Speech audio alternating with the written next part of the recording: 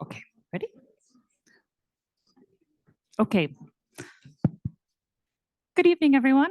Everybody can hear me? Good evening. My name is Christine Schmidt, and I'm the Deputy Director and Head of Research here at the Wiener Holocaust Library, and I'm really delighted to welcome you to tonight's book talk event with author Antony Molho in conversation with David Abulafia and Paris Chronakis. We are pleased to host this event through our initiative, the Holocaust and Genocide Research Partnership, which joins the work of the Wiener Holocaust Library, where you are tonight, and the Holocaust Research Institute at Royal Holloway University of London, to bridge gaps between new research and wider understanding of the Holocaust and genocide.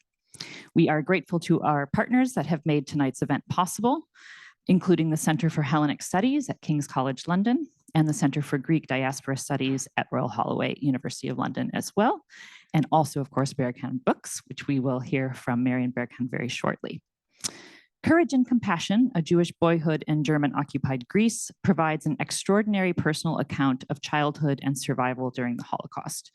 Tony Molho recounts his life in 1940s Greece from ages 4 to 6, as his parents risked everything to hide him from the German occupiers. In doing so, he pays homage to the many ordinary people who selflessly protected his family, demonstrating that even in the darkest times, the self-sacrifice and kindness of modest people can still prevail. Before I introduce our speakers for this evening, just the usual housekeeping. If you've never been to the library before, we have only one entry and one exit to the building. So if in the unlikely event that you hear the fire alarm, please just exit the building from the entrance in which you came and gather across the street. We do apologize that our lift is still broken. We are hoping to finishing to fix it this summer. But the toilets you can find in the basement. We are also welcoming an audience online, and I'd like to welcome you to our virtual hosted room. We will take some questions at the end of the event and before we have our reception. Unfortunately, we can't offer you online a drink, but hopefully you've joined with something nice to drink at the end. But we will have time to take questions from people in the audience and online. So if you do have a question, please just wait for a microphone so that everyone online can hear you. I'm going to introduce all of our speakers now, just to keep things flowing. And then we're going to hear from Marion Berghahn, who's going to share some personal reflections on this book. Tony Molho was born in 1939 in Thessaloniki, Greece, and he is the David Herlihy University Professor Emeritus at Brown University and Professor Emeritus of History and Civilization at the European University Institute in Florence. We will also hear from David Abulafia, who is Emeritus Professor of Mediterranean History at the University of Cambridge, a Fellow of Gonville and Caius College, and a former chairman of the Cambridge History faculty.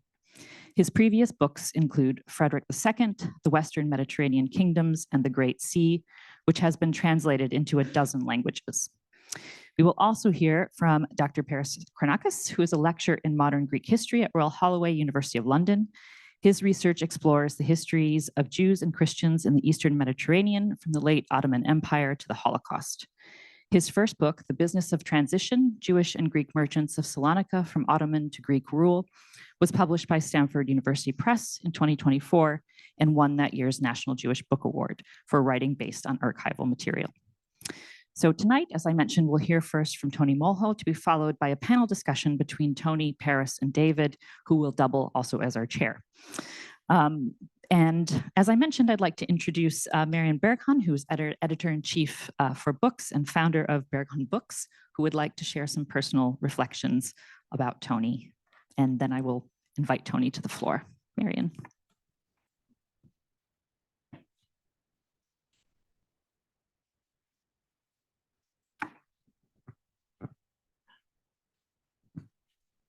Yeah, so I want to keep it very brief and very personal, how we met Tony. My husband, Volker, some of you may have heard of him or even know him perhaps. I met him in Freiburg where I was studying. I come from Hamburg, but I was studying at Freiburg and he was doing some research there. We met there. And then after we then decided to get married, he said, he got his PhD at London here with Francis Carson. And I would really like to go back to England. And would you like to come? And my main subject then, I was studying at Freiburg, was French. But my English was my minor, and it wasn't very good. So I thought, oh, a few years in England would be good for my English. And that was half a century ago. As often in German, we have this nice saying, der Mensch denkt, doch Gott lenkt. Some of you may, I don't know how, is there an English term for that? Human, you think, but then, no, anyway. And so we then ended up first in the University of East Anglia, and from there he went then to Warwick University, and where we also met Paul Kennedy, who became a good friend, and again, some of you may know him, who had gone to Yale. And then he told Volker, actually Brown University is looking for a senior European historian. What about it? Wouldn't you, maybe is that attractive for you? And we thought, why not? But where's Brown? So people said in Providence. Where's Providence? And I said, Rhode Island. I said, oh God, where's Rhode Island? But I looked it up on the map, and then I said, oh, it's great. It's right by the sea. And coming from Hamburg, I grew up by the sea and did a lot of sailing and so on. So, and Volker also spent most of his young years in Hamburg. So we thought, oh, let's give it a try. And so we then went to Brown. Oh, yeah, and he then taught there. And that is where we met Tony. And we developed a very nice, warm friendship. And that we stayed Volker stayed at Brown for 10 years. And then from there, he went to Columbia, as Fritz Stern's successor. But while we were living in Providence, so we saw Tony and his then wife from time to time. She died much too early, didn't she? Yeah. And on one occasion, Tony invited us for dinner, and his mother came. Do you remember that? And your mother came, and I got on very well with her. I think I sat next to her. We had a wonderful sort of conversation, and I was very impressed. She was very nice, and she seemed very strong sort of person. But of course, I didn't know anything about her. And after dinner, then I think I said to you, your mother was really very nice. And then you said, yeah, and my mother liked you and Volker, but I didn't tell her that you're German. So anyway, maybe it was a good thing. It may have spoiled it, On the other hand, maybe she would have thought, oh, there are some maybe nice Germans around. But that was really what I remember most. But then I was delighted. You never really told us much about your childhood and what your book is now about. We weren't really aware of that. So, but therefore I was delighted, and Tony then offered me his memoir for publication, and it seems to be quite successful. The meetings are very well attended, and I can only hope that word will spread, and I'm sure it will, because it's a very moving and wonderful book. So the rest I leave to you.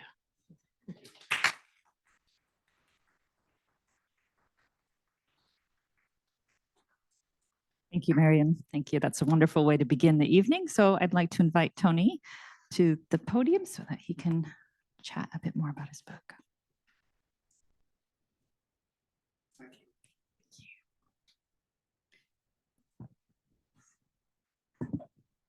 you. Can you hear me? Okay. I want to start by thanking all those people and those institutions which conspired, as it were, to organize this meeting on this very, very cold day, at least so it seems to me. But I am grateful, and I'm very pleased to see so many people who have come tonight to attend this meeting. Most especially, I'm grateful to two friends who agreed to take time to be my interlocutors, David Abulafia, an old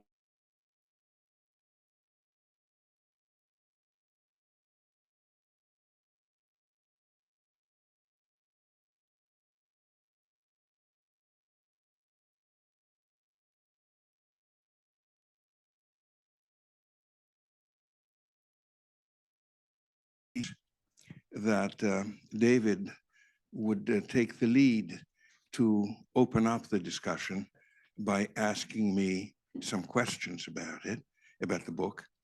And then we'd let the discussion flow as things developed. I just want to say, if I may, one thing at the beginning. The book, as Marion, I think, said, deals with my childhood years from the time I was 4 to the time I was 6, with some afterthoughts for the years thereafter. I'm now almost 86. So the question is, what took me so long? Why did it take me so long to write this book? And the one easy and somewhat flippant answer is that I write slowly. But that is not altogether so flippant, because this book has not been easy to write. It has taken decades of uncertainty about whether to write it, and if I did write it, how I should write it. And it took a great deal of pressure, none too subtle, I should add, on my mother's part, who kept insisting that if I had the time and the interest to write about arcane things such as the development of the early modern state and the Renaissance and commercial networks in the Mediterranean, why in God's name could I not find the time to write a few pages at least about what happened to our family during the Second World War? So there was a lot of uncertainty on my part. And it's only when I got COVID 2 or 3 years ago, and I had to spend 11 days in isolation in a hospital in Athens, that I sort of said to myself, either now or never, get serious about it. And I tried to get serious, and the outcome of this attempt was the book that we're talking about today. That's the first thing that I wanted to say. This long gestation period, which to many people it seemed unnatural almost. There are a lot of other things that I might, and a lot of other ideas or dilemmas that I had that I could share with you, but I'll let these perhaps emerge in the course of the discussion. The only other thing that I want to say is this. On March 15, 1943, the first 2 German trains left Salonica full of Jews being carried to Auschwitz. At that point, on that date, Salonica had a Jewish population of perhaps 50 to 55,000 Jews, mostly, not entirely, but mostly Sephardic Jews, Ladino-speaking Jews. 2 years later, on 15th of April, 1945, when together with my mother, we returned to Salonica, to our house, of those 55,000 Jews or thereabouts, there were about 2,000 left. All the rest of them had died in concentration camps. And the question that as I sat down to think about what I wanted to write in this book was, how was it in this extraordinary disaster that befell my hometown and my home community, was it possible for my father, my mother, and me to survive? When so many people died, when on the part of my mother's family, she is the only survivor, when her father, her mother, her brother, and her sister all died in Auschwitz, was it possible for the three of us, this small nuclear family, to survive? And that is the thought that kept recurring in my mind as I wrote this book. So this is what I wanted to say to begin with, and perhaps now I can turn it over to David, and he can decide to guide the discussion as he sees fit.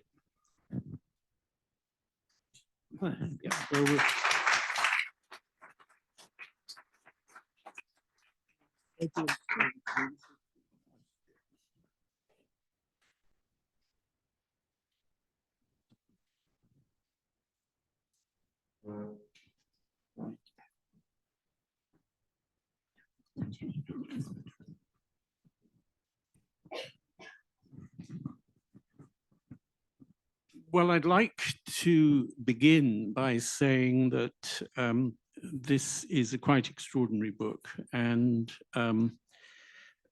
every year in the last few years, I've been asked by Times Literary Supplement to choose a book of the year. They have the regular contributors. We're allowed 150 words to choose our book of the year. And I chose this one last time. It really seemed to be a book that had had such a profound impression on me and everybody I know who's encountered it. So many congratulations to Tony for having the courage to write this book, which cannot have been an easy experience. I myself, I've written very little about Salonica in this period, but in the book that was mentioned, The Great Sea, A Human History of the Mediterranean, I did write about the destruction of the community in Salonica, and I found it, I mean, it was, yes, it was very difficult to write just a few pages about it. And for somebody who's actually been through these experiences, I salute your ability to do that. Perhaps we could begin by thinking a little bit more about the character of Salonica in this period, because one of the points that you make in the book is that the extermination of the Jewish community in Salonica, it came at the end of a period of radical change, and Salonica had changed its character so decisively, really from the start of the 20th century onwards, as a result of the wars on the Turkish coast and so on. So could you say a bit about the changes in the sort of ethnic composition of the city and obviously the political background? But also there's a question that arises very much from the book, which is the ways in which the different communities interacted with one another. There's a book by a Salonican Jewish author, Leon Shaki, which talks about his experiences as a young man in Salonica rather earlier than this, and the whole question of the Shaki family and their relationship with the Bulgarians and others among whom they lived. They didn't live in the main sort of Jewish area, as I understand it. But this sort of question about to what extent this was really a sort of cosmopolitan place where the different ethnic and religious groups mixed with one another, or on the other hand, the extent to which they managed, they built walls between themselves. Tony, would you like to say something about that? Right, thank you. One of the persistent memories that I had of my childhood was my mother's visceral enmity, I would say, against those whom she called the Griegos, the Greeks. Why did she feel that way? She felt that way because she thought that during the war, it's not only Germans, but it's also the local Greek Orthodox community that encouraged, in a certain way, and moved along the destruction of the Jewish community. My mother had a very personal view about this because both her parents, her sister and her brother, were betrayed while in hiding in Salonica to the Germans and were led to concentration camps. So I grew up with this idea right after the war of there being a very sharp separation. The Griegos on the one hand and the Gidios, that is the Jews, on the other hand. And yet, as I discovered as I was growing up, and even more clearly as I sat to write this book, hers was an overly simple and simplistic view of things. Because the relations between Jews and Christians, even if one goes back to the early 20th century, arbitrarily, let's say 1900, the relationships between Christians and Jews were defined by a variety of factors, defined by class, by economic activity, by education, by experience outside Salonica and back in the city. For almost 4 centuries, roughly, before 1900, the Jewish population of Salonica was the majority of the city's population. There were more Jews than there were Christians, or there were Bulgarians or Armenians. And in a certain sense, Jews in Salonica had come to think of themselves as living at home. Living at home. This was their home. They spoke a variant of Spanish as their ancestors, distant ancestors, had brought with them from the Iberian Peninsula in the late 15th and early 16th century. But Iberia was a long and very dim memory. Home was Salonica. And then things began to change rapidly.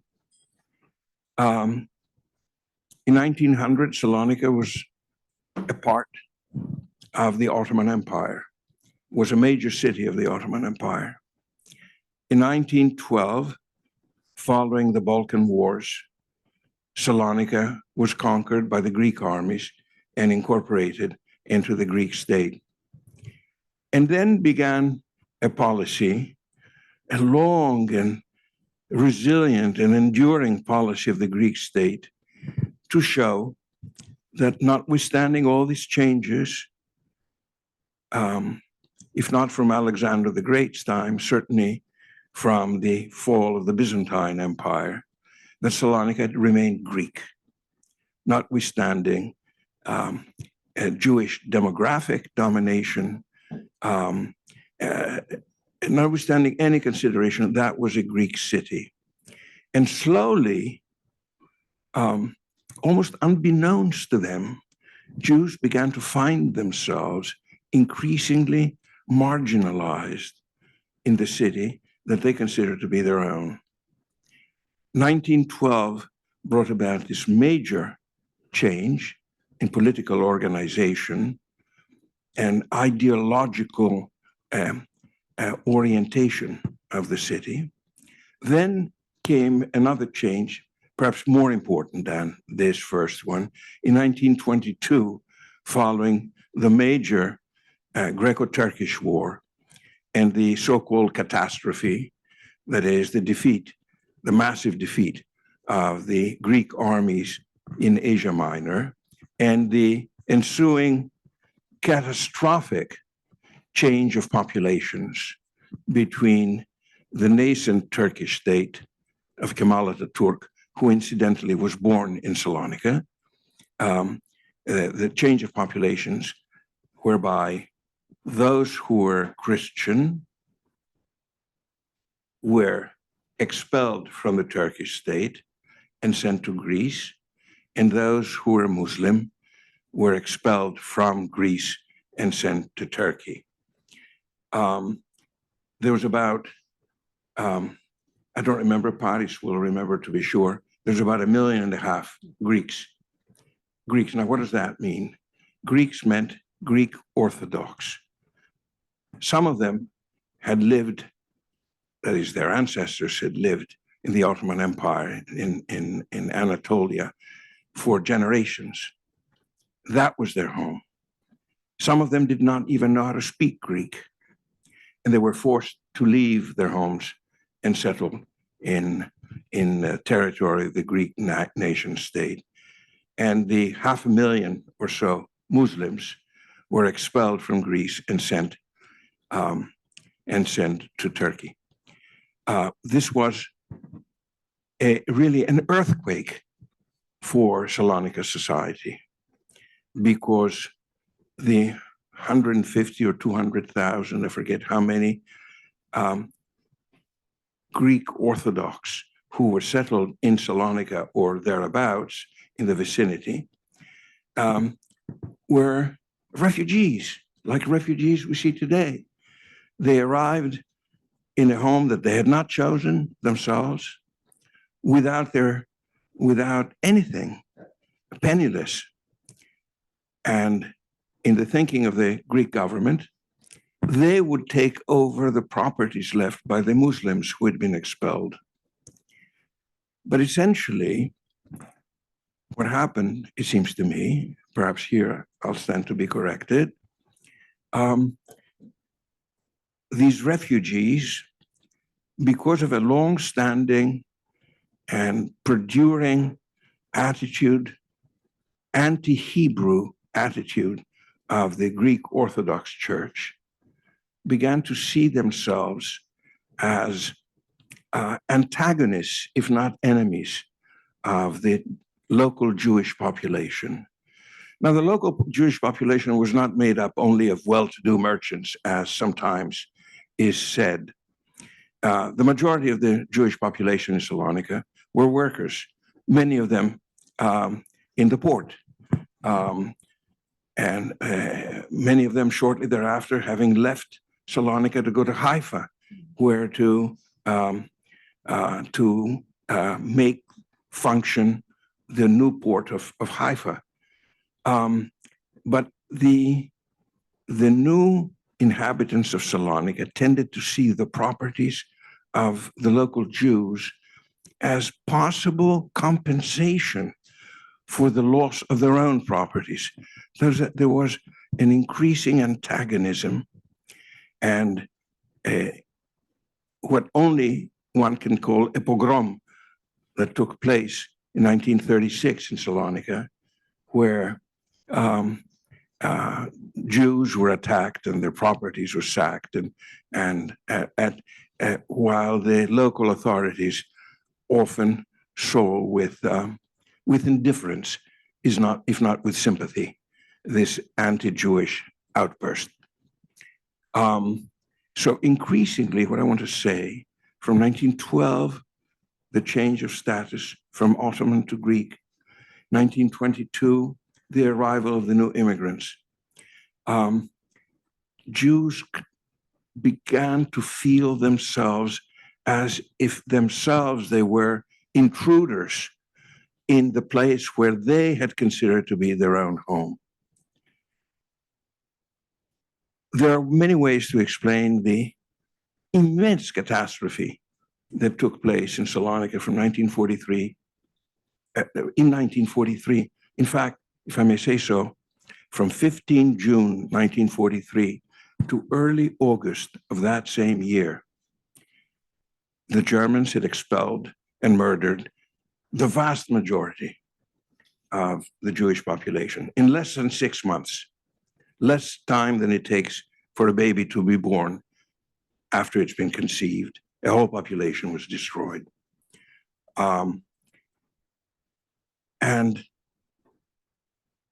the question that sometimes, not always, but sometimes someone like my mother who managed in ingenious and I would say perhaps even heroic ways to survive and to help others in the family survive. This catastrophe could only be explained in terms of the relationship of Christians and Jews in Salonica. The Germans had contributed, but had it not been for the willing cooperation of the local Christian population, that would not have happened in her mind. Let me add one more point and I stop here. The tangible evidence of the destruction of local Jewish culture by local Christian inhabitants of Salonica, the tangible example of that is the destruction of the Jewish cemetery. A Jewish cemetery that was, it is said, perhaps as large as that of Prague, that was destroyed with the consent, if not real encouragement, of the city's municipal council, and the dispersal of the tombstones throughout the city, which were used as building materials for paving churchyards, sidewalks, even in one case, perhaps others as well, for strengthening the walls of a swimming pool. One of the first memories that I have of Salonica after the war as a small boy, just meandering in the streets of Salonica. Salonica was a very different sort of place as I was growing up. It was more homey. It was safe. The sort of incredible confusion and disorder that prevails in the city streets today, it was simply absent. But one of the memories that I have as I was meandering alone or with friends in the streets of Salonica was the sight of these pieces of stone with strange characters carved on them. These were tombstones with Hebrew characters on them. So perhaps the destruction of the Jewish cemetery can stand as a symbol to the question that David asked, as the willing effacement of a major part of a city's history, an effacement encouraged and promoted not only by the barbarity of the Nazis, but also by the local municipal authorities. I want to stop here. Yeah, thank you. Paris, do you want to add something to that? I was thinking particularly of a point that Tony makes in his book, a question that he raises: are the Jews of Salonica Greeks who happen to be Jews, or Jews who happen to live in Greece? And perhaps both of you would like to expatiate on that. Thank you, David. One of the most interesting, compelling, and extremely touching aspects of Tony's memoir, which is also a contemplation on memory, it works on both registers, is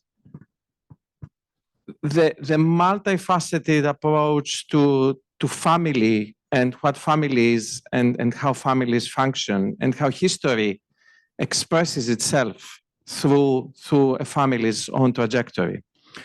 So, and that is very ably manifested with regards to Tony's name, actually.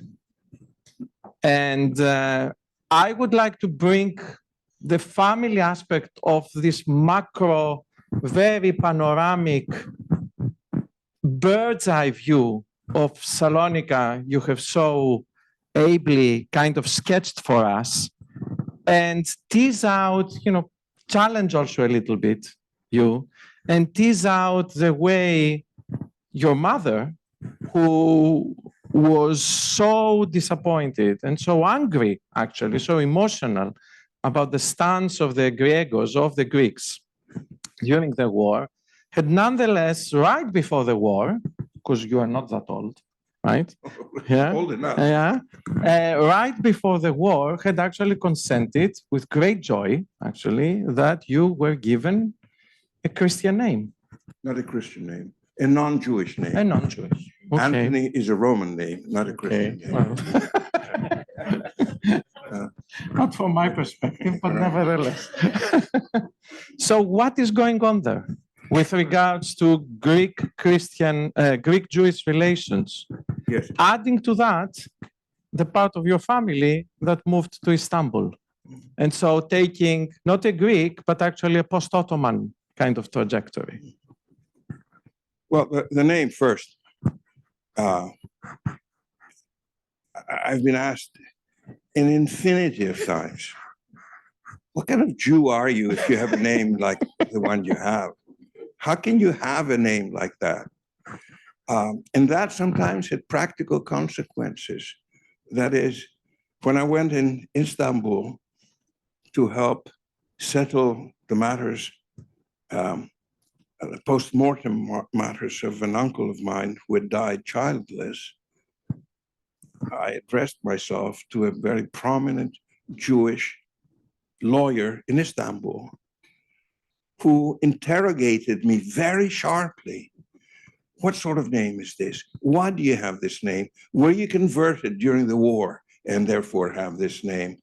And I kept saying, no, I mean, that's the name that I was given. Why was I given this name? Antonis Vainanidis was a medical doctor in Salonica, a Christian, who had been educated in Padova in the 1890s in medicine.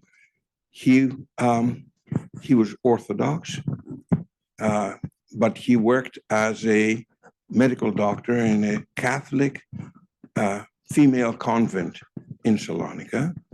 And he happened to be a friend of my grandfather's, my maternal grandfather. My maternal grandfather suffered from his heart. He had periodic crises. And Dr. Vainanidis would arrive at the house to help things out. When I was born in July 1939, my grandfather had overcome one of these crises.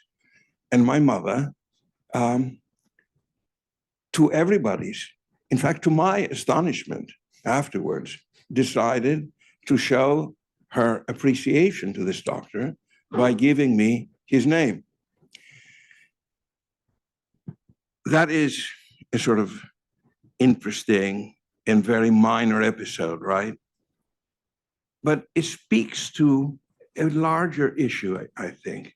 And the issue is the relations between Christians and Jews in Salonica, and how the borders, which David referred to a moment ago, the borders between those two cultures were permeable.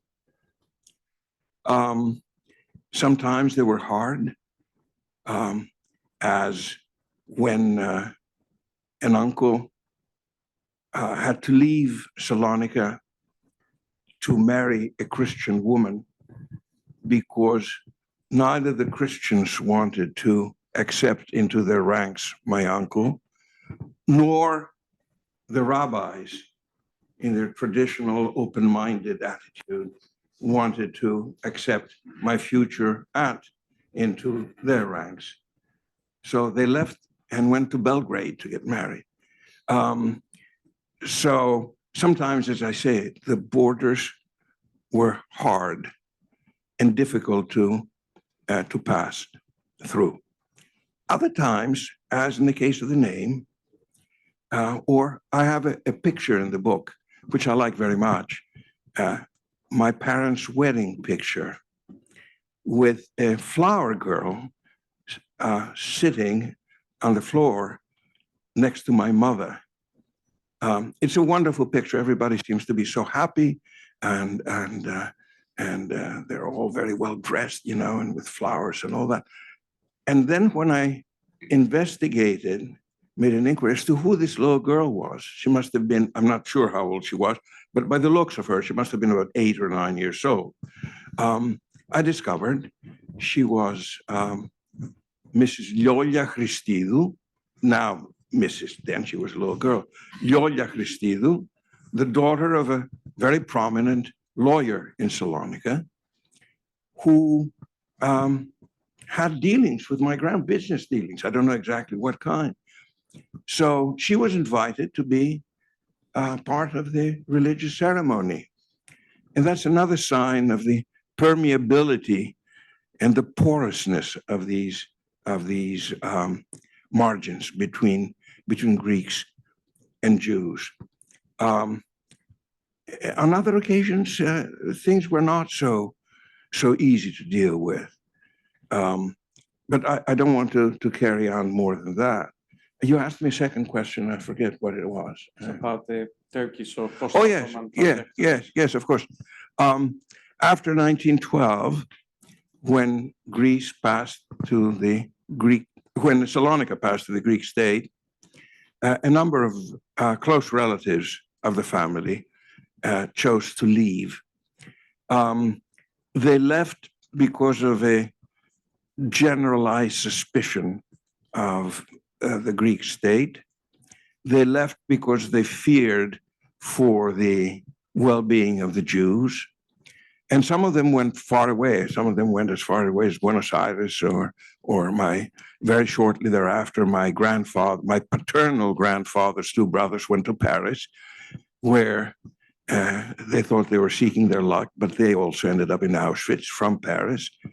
And a small number, one of my paternal grandmother's sisters, whom we used to call after the war, Madame Bella, Bella Hasson, went to Istanbul, where she became Bella de Botton, and a cousin of my father's, a cousin of my mother's went to Istanbul, where they established themselves.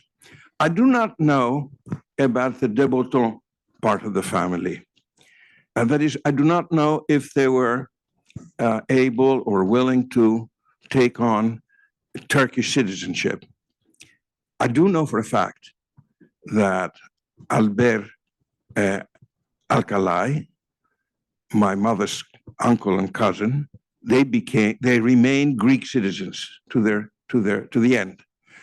They became Greek citizens, and therefore there was a sort of complicated, filtered relationship between themselves. As they got older, their increasingly bitter memories of Salonica because of their what they took to be a forced expulsion, but also their unhappiness with the Turkish policies towards Greek citizens, especially after the riots of 1955. So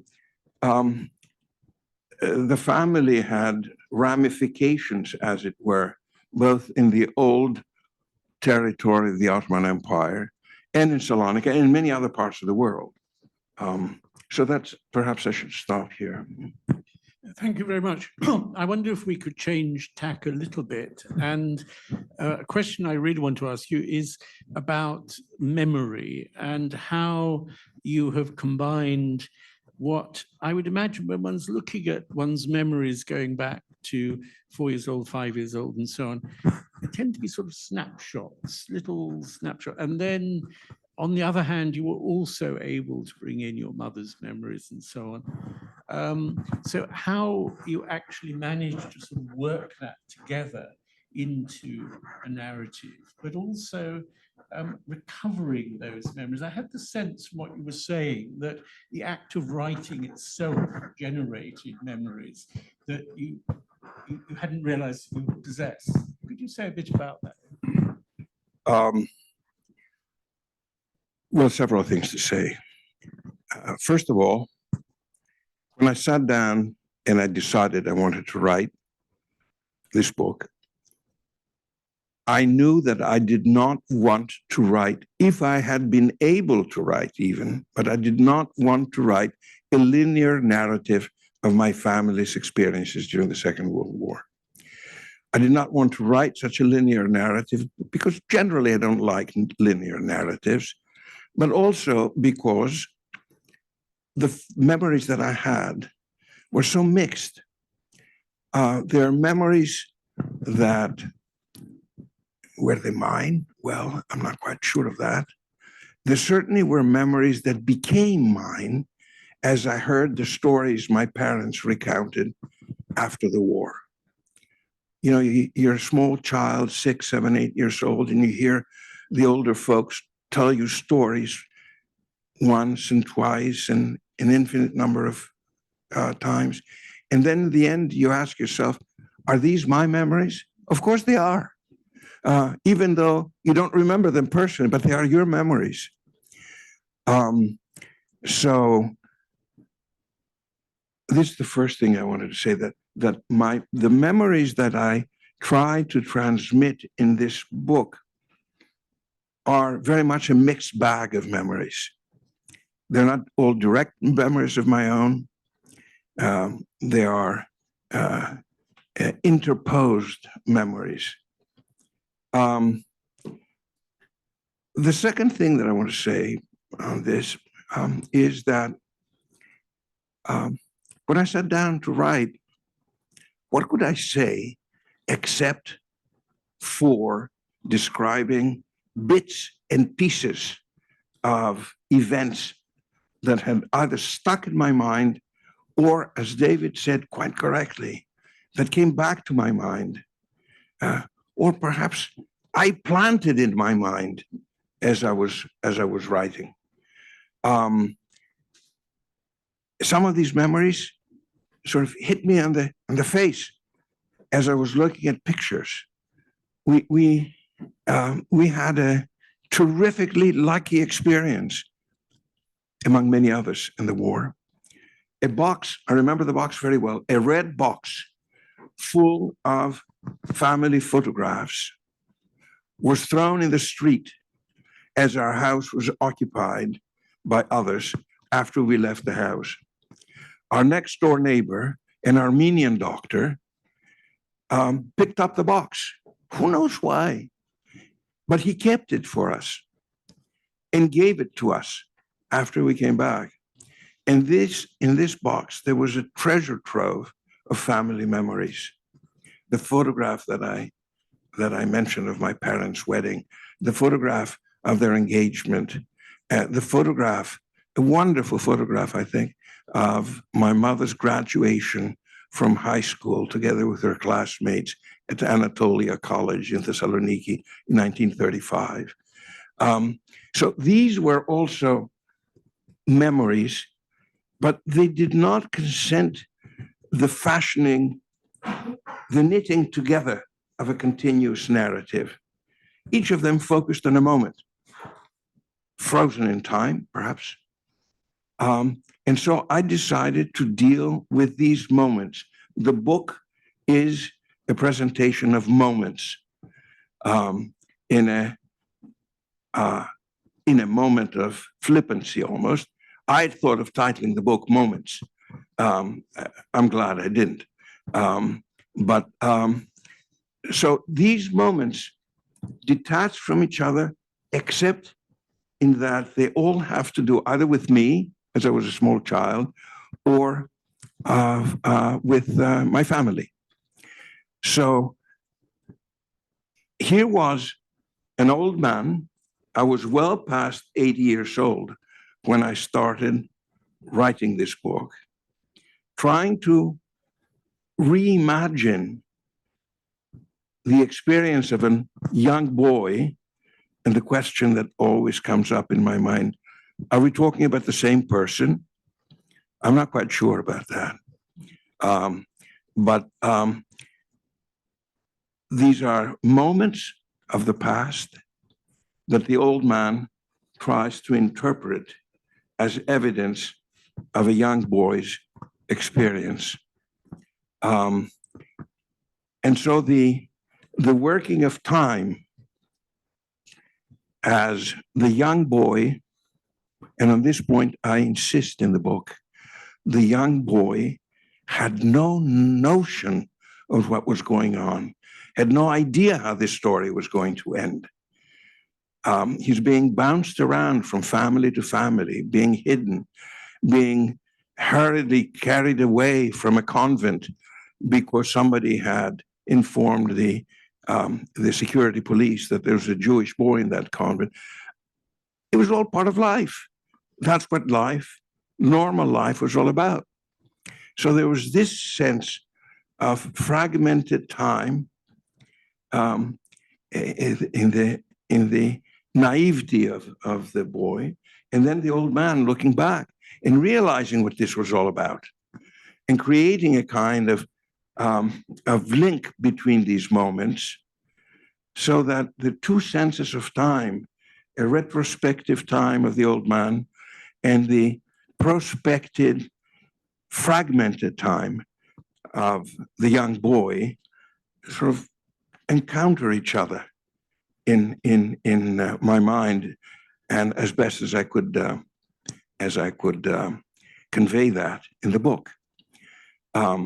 That to me is a very important part of the book. Trying to capture the wonder of the old man thinking back about how could it be that all this happened to me? Why should it happen to me? How is it possible that it happened to me? And the reaction, the happenstance reaction of the young boy. I gave a talk about the book in Venice less than 2 weeks ago. And there were two psychiatrists in the audience.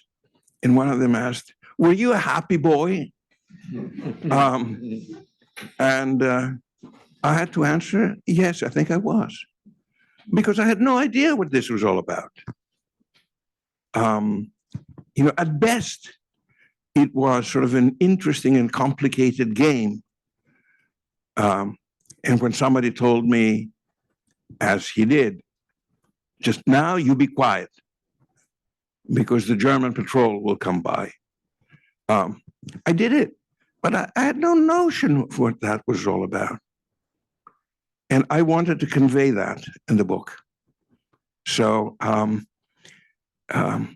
this interaction of prospective and retrospective times is something I worked hard trying to convey in the book.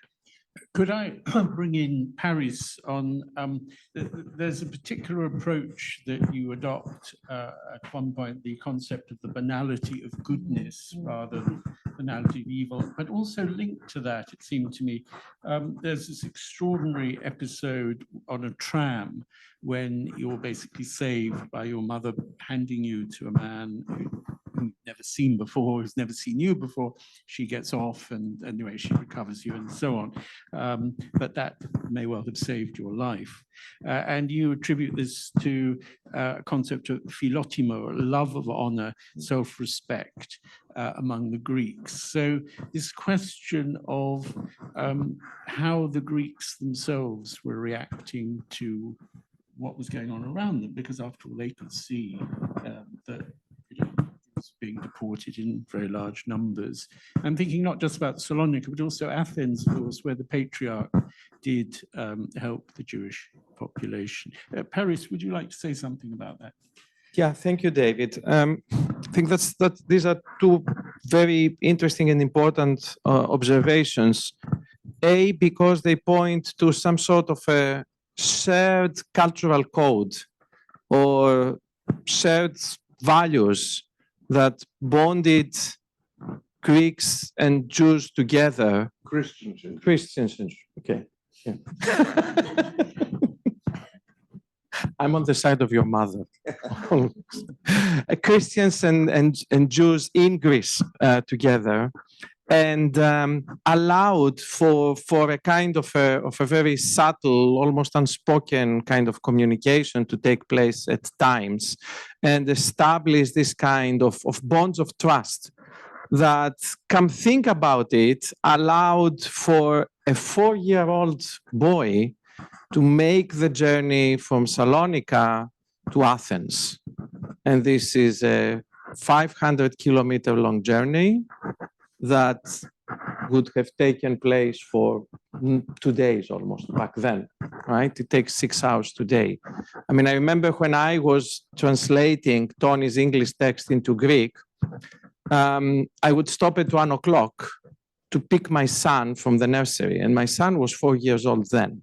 That was in 2023. And the nursery was just across the street. And at some moment, it just transpired to me how extraordinary this kind of escape was, but also how much it depended on the goodness of so many people. So that's one point, I think. The second point is going back to the question on memory, and then I'll come back to the question of the banality of goodness, is that Tony's work, and that struck me, is obviously a family history, but it is also kind of a micro-history of memory, not so much of the facts, but of the way an author can reconstruct or contemplate, meditate about these fragments of memory, bring them together while highlighting the gaps, understand the distance between your young self and where you stand now as a rupture, and yet bring the Holocaust in as a way that essentially makes you, in a tragic way, who you are, right? It gives you coherence and unity. It destroyed the world around you, but nonetheless made you who you are. So going back, therefore, to that notion of that episode on the tram, the Greek title of the book, that the book first came out in Greek, was The Banality of Goodness. So it didn't survive the English translation. Would you like to say a few words? Why that particular title? What does it point to? And how perhaps was it received in a Greek setting? Yes. The banality of goodness, obviously a reversal of somebody else's famous saying of 1961. In Italian, the book was translated and published just a few months ago. The title is La gentilezza degli altri, the kindness of others. And I think that's it was after sitting around a table with a couple of professors and senior editors of the publishing house, there was a young, pretty secretary who had listened to the discussion, and she said, "Why don't you use La gentilezza degli altri?" That was it. But quite beyond the title, the gradations, the colorations of the title, I think the point is significant. I asked at the beginning, why is it that my family, my small nuclear family, was able to survive? I think there are three answers, or rather the answer has three parts. The first part is connected to something I read when I was a graduate student in the Biblioteca Nazionale in Florence in the spring of 1963. I can be so accurate because having to move, I just was digging around and I found my notes. And I can tell you precisely that it was the spring, April of 1963. It was the Ricordi of Francesco Guicciardini. And in one of these Ricordi, Guicciardini asks, or rather meditates, says, when I see an old man, I wonder, how is it possible for a young boy to grow into an old man? So many things can go wrong, and so much luck is needed for the young boy to grow into an old man. So luck is the first part of my answer. We were lucky. Without it, nothing doing. The second part of my answer was courage, because my parents decided, against all the odds, for reasons which I try to explain in the book why they decided, to leave. They left everything behind them. My mother, in a set of dramatic moments which she described to me several times after the war, she bade farewell to her parents, my father to his brother. They gave me to a Christian family, unknown to them, and they went off in an extraordinary journey, an extraordinary journey, which I try to describe in the book, whose title I give, La Grande Fuga, The Great Escape.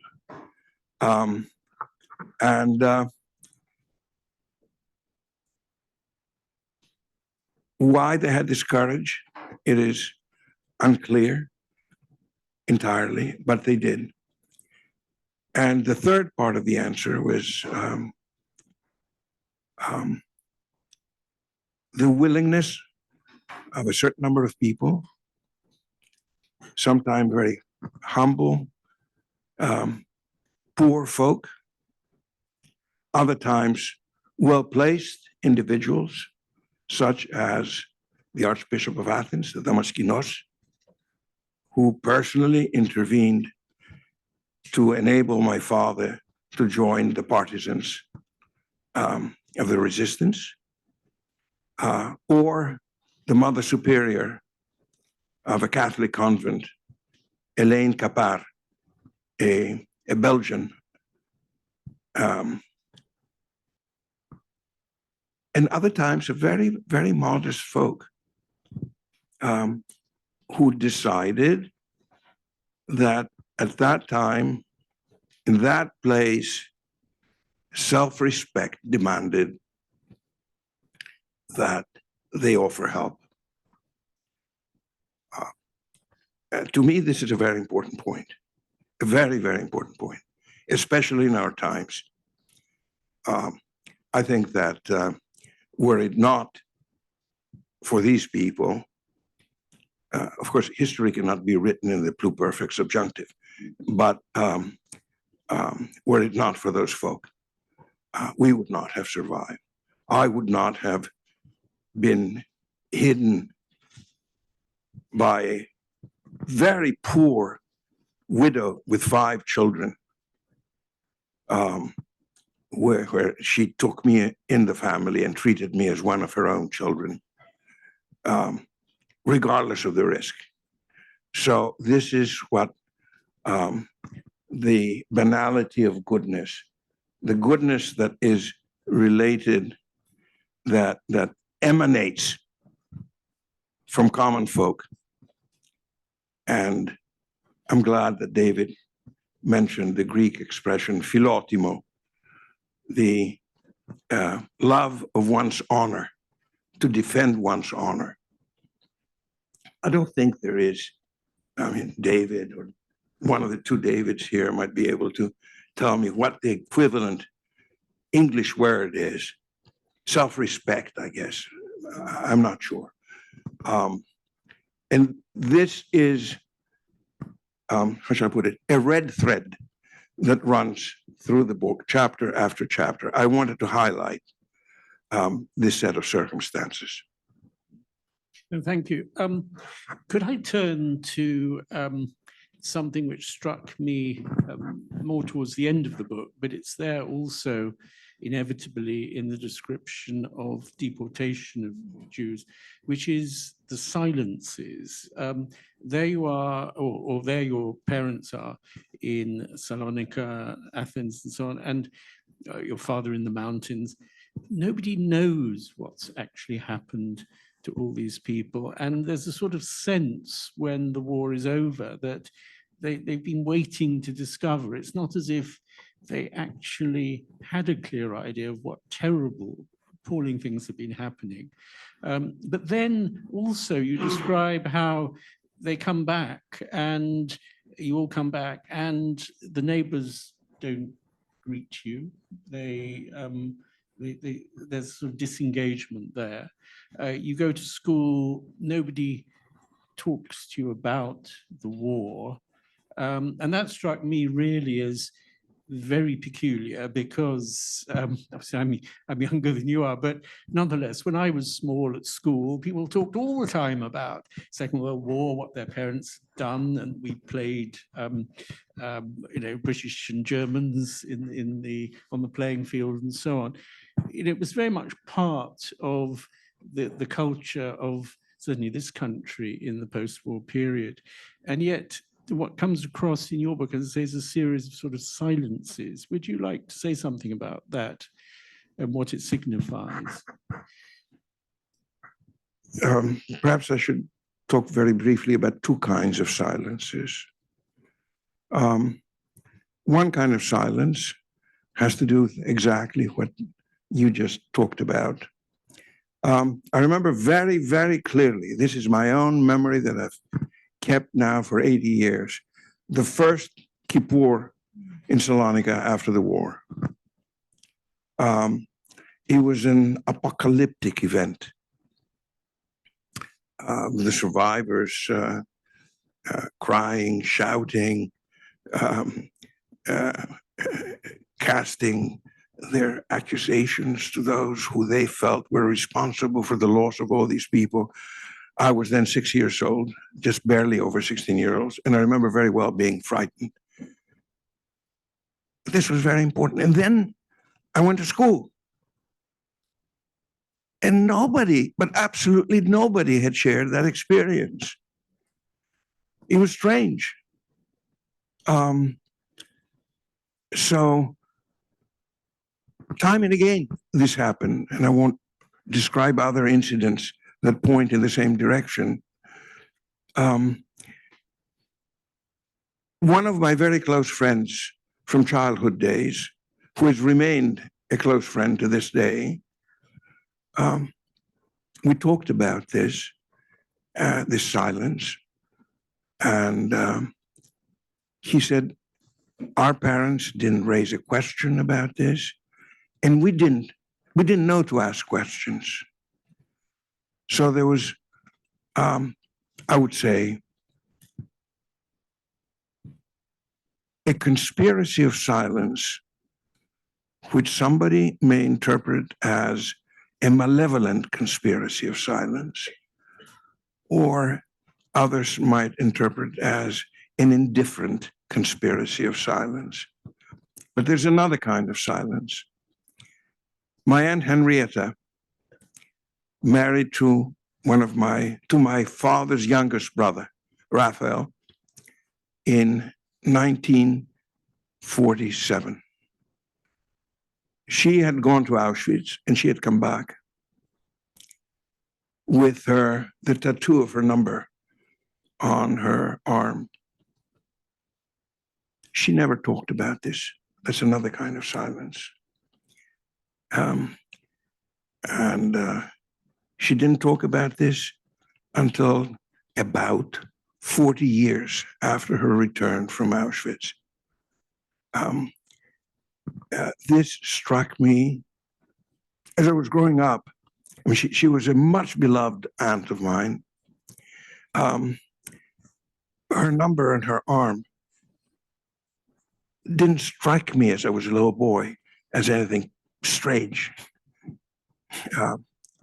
But as I was growing up, talking with her children, my two cousins, and I both wondered what it was that kept her from saying anything about that experience, even to her own children, for 40 years. Is it a matter of guilt for having survived? Is it a matter of pain for not wishing to remember those experiences?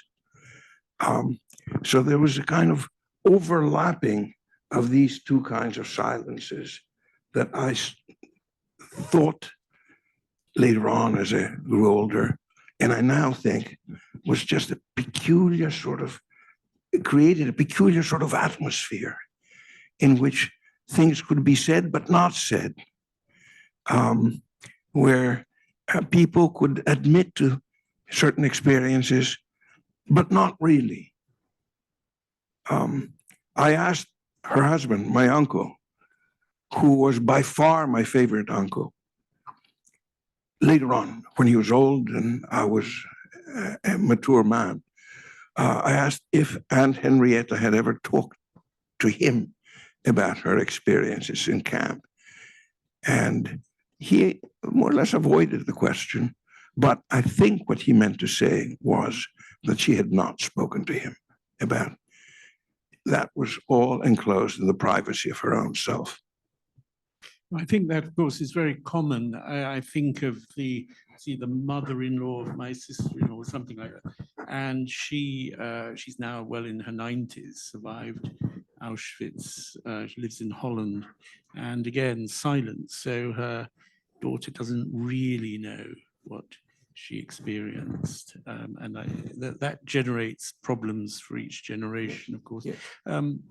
Paris, would you like to say something about, I'm thinking particularly about the way in which the Greek population generally faced up to what had actually happened to the Jewish community in Salonica and other parts of Greece? Paris. Thank you, Paris. David. Just before you start, can I just say in just about 5, maybe 4 minutes, we can leave some time for 1 or 2 questions and then have time for the reception. Fantastic. Thank you, Christine. We're into family history, so I'll allow me, just a couple of seconds to talk about my family's history. So my mother and her family arrived from the city of Veria in northern Greece, fleeing the Greek Civil War as persecuted left-wingers. They arrived in Thessaloniki. They rented a flat in Mizrahi Street, a flat abandoned by a Jewish family. My mother, a Euro-communist, pioneer in the feminist movement, carrying her own histories and her families of persecution and the traumas associated with them, would mention that, but there was absolutely no context. It was just a street name. At some point later in her life, when I started also developing an interest about the history of the Jews of my city, which I discovered that they were a majority in the very tender age of 21. And that came as a real shock to me. She kind of mentioned that there were Jewish survivors in the neighborhood and that her older brother would actually play with them on the street. So what I'm trying to get to is that right after the war, one actually had in a city like Salonica, who had actually lost 1/5 to 1/4 of its population. So imagine London with 2.5 million people gone. Okay, and the most important part, the most vibrant part of London, gone forever. That was Salonica. Fragments of the destroyed Jewish cemetery all around. You could actually see them in plain sight. You could go to a Sunday mass in the major churches of the city. They were rebuilt using this kind of material. So these are the real kind of mausolea. These are the real memorials to the Jews of Greece and Salonica. You would stroll on the quay and you would see these tombstones as they were now becoming pavement. But at the same time, you would think about the traumas of your own family, whereas there were the traumas of persecution and refugeehood. If you were one of those 200,000 Greek Orthodox Christians from Asia Minor that had crossed the Aegean, or the traumas of civil war and civil strife if you were a persecuted communist. So different traumas were obviously competing for the same kind of mnemonic space. And there was no possibility to make this kind of connections. Plus, contrary to the case of Britain, where the Second World War was a people's war to begin with, but also Britain's finest hour, The Second World War in Greece is overshadowed by the history and memory of the Civil War that followed. And this leaves absolutely no space for the Holocaust to be integrated both in the history and in the memory of the war. It's just another story. It's something that happened in Greece, but not belonging to Greece. And this created what Tony calls a conspiracy of silence, not allowing, that is, any kind of space for Jewish memories to emerge apart from these very secluded, inward-looking spaces of the synagogue where, I mean, these pages are drawn out of a Greek tragedy, honestly, where you could actually, reading Tony's memoir, you could hear the wailing of those women, the cursing, the maledizioni, the rage comes alive out of these pages. And it is only there where you could actually experience the pain of the Holocaust and actually let it all go emotionally in ways that I think are very distinctly Mediterranean. The way that is, you wail for the dead in a communal setting. And in this way, you talk to the dead, but you also establish the borders of your community. Okay. I think we should leave just a few minutes to take some questions from our audience here in the room and a few from online. So what I could do is maybe group a couple of questions here and then let you respond, and then I can pop over to the virtual audience and see if they have some. So may I open the floor? Thank you. I can't resist. I must talk about this. The question of silence, which was everywhere. I did a study of German Jewish refugees in London, 3-generation studies, and there was this silence between the generations. So I asked the first generations, my first generation was those who came over here from Germany as grown-ups. And they said they didn't dare, they didn't want to talk to the younger generation because they thought they weren't interested. Then I talked to the younger generation and they said they knew everything, but they didn't want to touch it because they thought that was too painful. So there was this silence. We also published a book in Israel. There was the silence, and that was a big problem. We published a book on Lenten, breaking the silence in Israel, because there was a long time that one didn't talk about that. Also, some of the people I interviewed told me one feels ashamed having been a victim, and that's why then people don't talk. So I think the silence was everywhere, really, and rather complicated and contradictory. And so. Just going to gather a couple. How can we keep, how can we keep the tragedy alive? Because without you and your voice, that would be very difficult to do.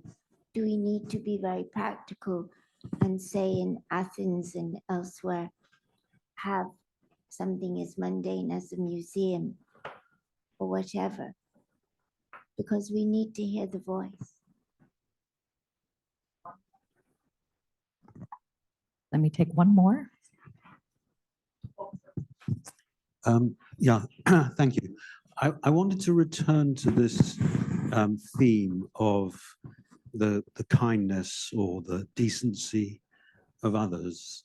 I'm sure you know this famous remark of Jan Karski, that the Jews were abandoned by every state, every church hierarchy, every society, but thousands of Jews survived because of thousands of individuals. that there is a shining exception to that, perhaps in Denmark, but it's very broadly true. And I wondered whether your own case, your own history, your own memory reflect that profound difference between individuals on the one hand and groups, organizations, societies on the other, and how you would explain it. Let me just give them a time to respond, and then we'll see if we have time for another round.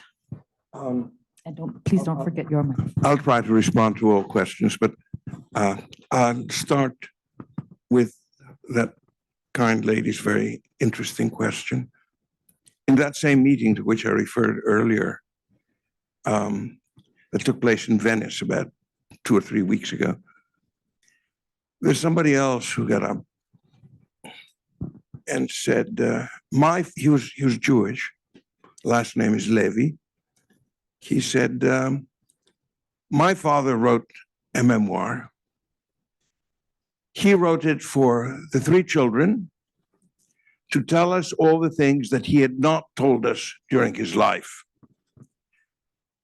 He says, I understand why my father wrote his autobiography, his memoir. For whom did you write yours? He asked me. Well, the first answer to that question for me is that I wrote it for myself. I wanted to understand certain things about myself, and writing this book helped me to clarify some ideas. Then I told my friend, I wrote it for my children and grandchildren, one of whom I'm happy to say is here present today. But then the answer becomes more complicated.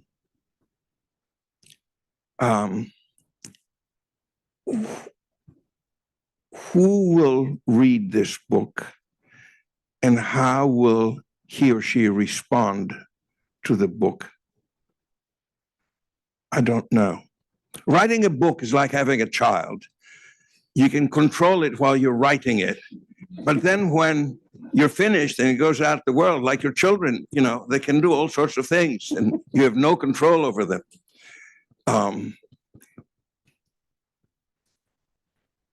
So I have the ambition, if that is not too much of a hubris to say that, I have the ambition that some people, unconnected, unrelated, unknown to me, might read the book and come to terms with some of the problems that I came to terms while I was writing this book, about memory, about family, about survival, about kindness, about any number of issues.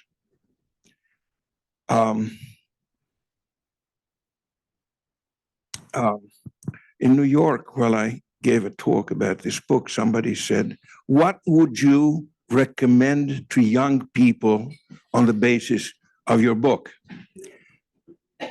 And my answer to that was, a year and a half ago, I wouldn't know how to answer the question. Now I do, because there are some false prophets who go around, one of whom the other day made a statement about how empathy is a great evil that is eating away at European culture. Well, I would like young people to find out something about empathy in terms other than those used by that false prophet.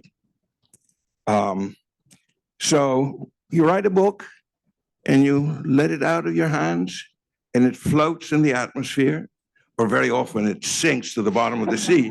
I mean, but you can't control it, right? And as long as there is some evidence, there's hope that somebody will read and think about it. Let me just add I'm a historian, so I'm one of the professional risks of being a historian is that you always think in terms of the footnote that follows your statement. But there's a wonderful book that I read recently by a young French woman, Jewish, 1942-43, Hélène Berr, B-E-R-R. The title is Journal. It's a fantastic book. And for me, it's sort of earth-shattering to read that book. But the book did not exist until about 10, 15 years ago. She died, it was forgotten in a drawer. And then all of a sudden, somebody discovered it. I forget the details of its discovery. And Patrick Modiano wrote a fantastically good preface to the book. And the book has come alive now. And it speaks with a voice of the sort that you were talking about. And Hélène Berr now has become part of our community because we talk about her and her memories and her sentiments. So that's all I want to say about your question, although there might be many other things. Individual versus collective. I'm an Aristotelian. And because one of my best friends in Greece is a very famous expert on Plato, we always have arguments about being a Platonist or an Aristotelian. I do think that individuals sort of have a better chance of bringing the better part of themselves in communities if they live in a community than if they live isolated and detached from the world. But Karski's observation belies what I just said, because it is true that the best of human nature during the Second World War in Greece, and I'm just talking about Greece, came out in the expressions of individual solidarity.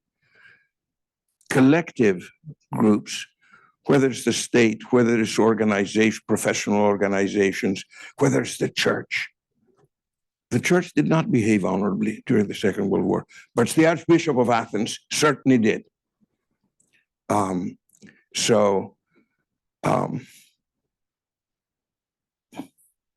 It would be important for a psychologist to illuminate us about why this might be the case.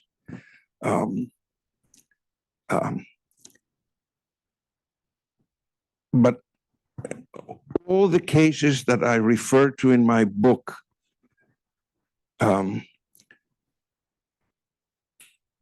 took place in the privacy of an individual's existence. No railway engineer who saved my mother in a train could go around and say, look, I contributed to the salvation of a young Jewish woman. He did it because there were 3 friends of his present while he was doing it. I'm sure he shared. But to go around publicly and declare his the importance of his act would be impossible, because no institution would have supported him at the time. So now there's a third question, and oh, Marian, your question about this is something I want to make clear about the book. It's not a sociological treatise, nor is it a historical account. It's a personal memoir. And that a lot of the phenomena that I describe here, or I try to describe, applied in other situations, in other places, in other countries, in other times, I have no doubt whatsoever. What I bring in this book is my own testimony about my own experience. Did I miss somebody's question? I think, unfortunately, we're going to have to Okay. end now, but we do have some more time after over wine and nibbles in the back to ask you some more questions. And unfortunately, we couldn't take everyone's questions online, but I wanted to thank you, all of you, the panel, for this wonderful discussion, and particularly Tony for answering as many questions as you could and for giving us insight into your wonderful book. Sorry I talk so much. No, it's okay. It's wonderful. Please join me in thanking you.